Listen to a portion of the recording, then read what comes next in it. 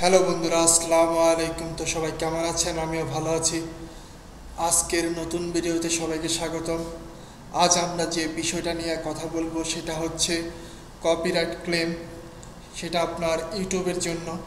তো ইউটিউবে কপিরাইট ক্লেমটা মূলত কী এবং কীভাবে আপনার ভিডিওতে কপিরাইট ক্লেম আসে এবং আপনি এই কপিরাইট ক্লেমটা রিমুভ করতে পারবেন কি না, এই সম্বন্ধে আজকে বিস্তারিত আপনাদের সাথে শেয়ার করব।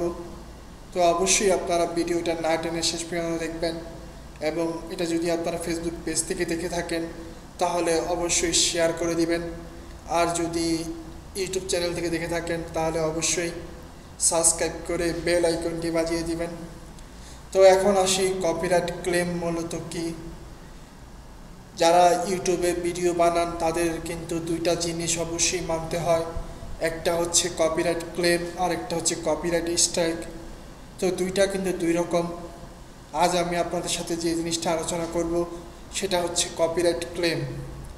কপিরাইট ক্লেমটা হচ্ছে যে আপনি যদি কেউর ছবি অথবা ভিডিও অথবা আপনার যদি কেউর মিউজিক যদি আপনার ভিডিওতে ব্যবহার করে থাকেন, সেই ক্ষেত্রে কিন্তু যার ছবি বা ভিডিও বা মিউজিক আপনি ব্যবহার করেছেন সে চাইলে আপনাকে কিন্তু কপিরাইট ক্লেম দিতে পারে।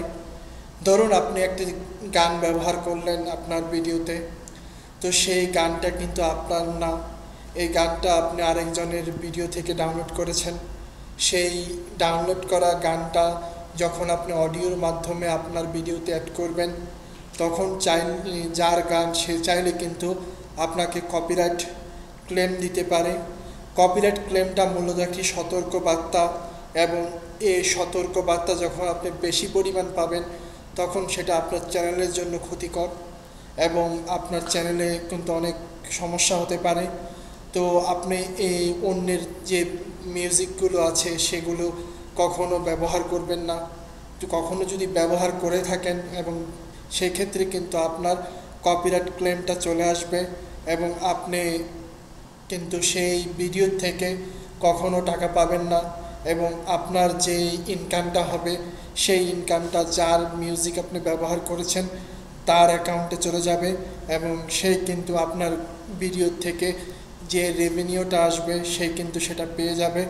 তো অবশ্যই আপনারা যখন ভিডিও বানাবেন তখন চেষ্টা করবেন যে নিজের কোনো মিউজিক অথবা ইউটিউব লাইব্রেরিতে কিন্তু আপনার অনেক মিউজিক রয়েছে, সেই মিউজিকগুলোকে ডাউনলোড দিয়ে আপনারা চাইলে কিন্তু আপনার ভিডিওতে ব্যবহার করতে পারেন।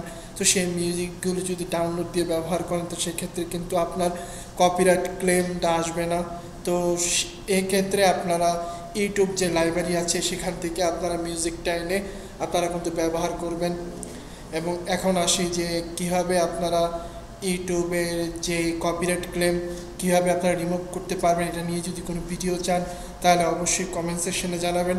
আমি আপনাদের সাথে খুব শীঘ্রই কপিরাইট ক্লেম কীভাবে রিমুভ করতে হয় সেটা নিয়ে একটা ভিডিও নিয়ে আসব।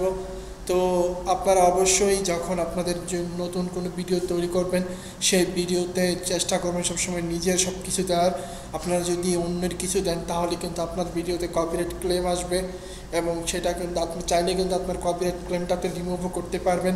তো রিমুভ কীভাবে করবেন এটার ভিডিও চাইলে অবশ্যই কমেন্ট সেকশনে জানাবেন। তো এই ছিল আজকের ভিডিও। সবাই ভালো থাকবেন। দেখা হবে নতুন কোনো ভিডিওতে নতুন কোনো সময়ে।